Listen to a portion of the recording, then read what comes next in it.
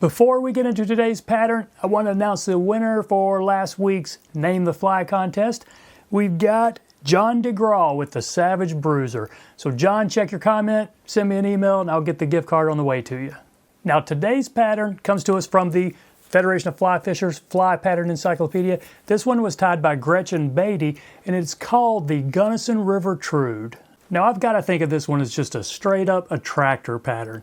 Maybe it could be a big salmon fly if you're fishing it out west, but with these rubber legs, I still kind of think it's just an all-purpose attractor fly. Now it's not a quick tie because there is quite a bit going on, but it's not a particularly hard one either. And I think this is just a pretty cool looking bug. There it is in the vise, the Gunnison River Trude. Pretty much a straight up attractor pattern. Now if I didn't mention in the intro, Gretchen said this thing could be tied on a 12 to 20. Now if you can tie this thing on a 20, you are an amazing tyer. This is a size 12, one extra long barbless dry fly hook. I don't think I could tie this thing on anything smaller than a 16. Just a lot going on.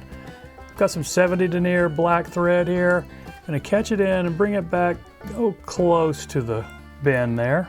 First thing I'll catch in, some moose hair, moose body hair. Put a small tuft in the stacker. And we'll catch this in kind of long and kind of thick really. Don't necessarily want it to flare too much. It's probably going to. Moose hair is kind of like deer in that it's got a lot of hollowness to it. But what you can do there, after tight wraps, see I got a little flare in the back, you can go back with some medium wraps. And then, we might be able to get that to lay flat, even more so with the floss body we're going to put in the back. But I am going to wrap up this till about halfway there. Okay, that's good. Now a couple of tight wraps right here before I snip this in the front off.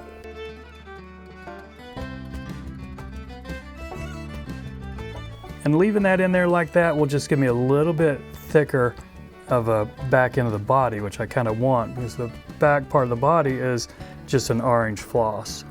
So let's catch this in right here. Pull that back a little bit. Okay, that'll work. Now, what I was saying about this floss, if you had too much flare on that moose hair there, you could just kind of take a wrap of this a little bit farther back and help lay it down. In this case, I think we're fine. I don't need to really do that. But it's just almost like a tag that happens to be in front of the tail. So let's back this up and catch this off. Now let's take about 3 strands of peacock herl here. Couple of wraps, tight ones, should be able to break that off. And then just go a little bit back right there. Not a big front part of the body. Remember, we've got some more components going up front. So I'd say 3 wraps of this right here will give us enough.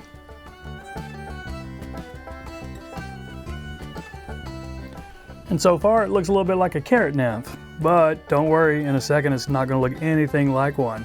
Especially with this next component is white calf tail.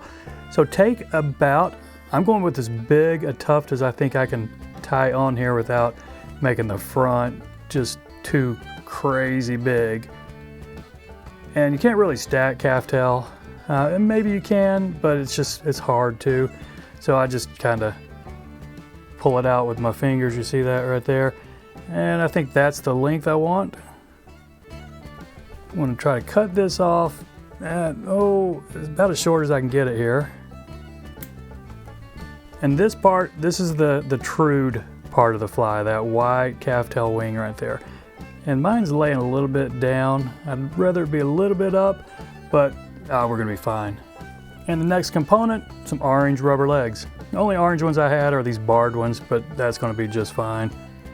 So I fold it over, got one piece right here. And what I typically do with legs like this, 2 loose wraps. Now I can position them. I want them coming off to either side. Before I'm done, they might be all wonky anyway, but at least I will start with them in the right place. See that? They're coming off the sides. And you can kind of pinch them just a little bit. And, well, let's see. All right, that's fine. pinch them and do some loose wraps right here, and then we can get some tighter wraps when I'm pretty certain they're not gonna spin too much farther around on me. But we're gonna wrap the hackle in between these legs, right there where the thread is, so we're not gonna have any hackle in front of these legs. So actually what we wanna do, might wanna just bury this little white right here. We'll need to watch the eye right there. Okay, here we go.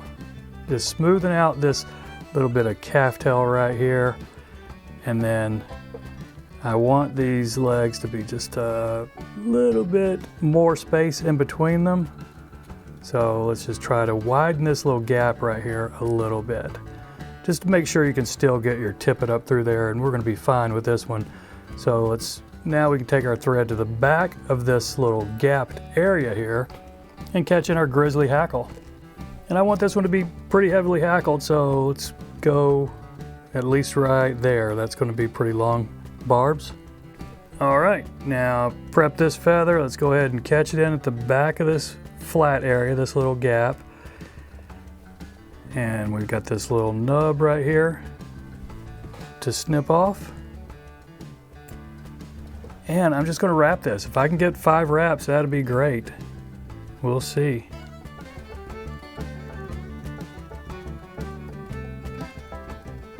Okay, that was 5. Let's see if we can catch this one off right here.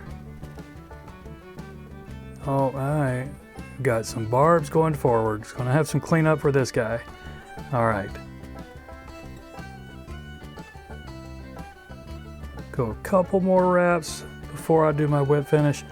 I am gonna snip this excess right here. It'll just get in the way a little bit when I'm trying to whip finish it here. And I'm gonna do my whip finish right behind these front rubber legs and right in front of this Grizzly hackle.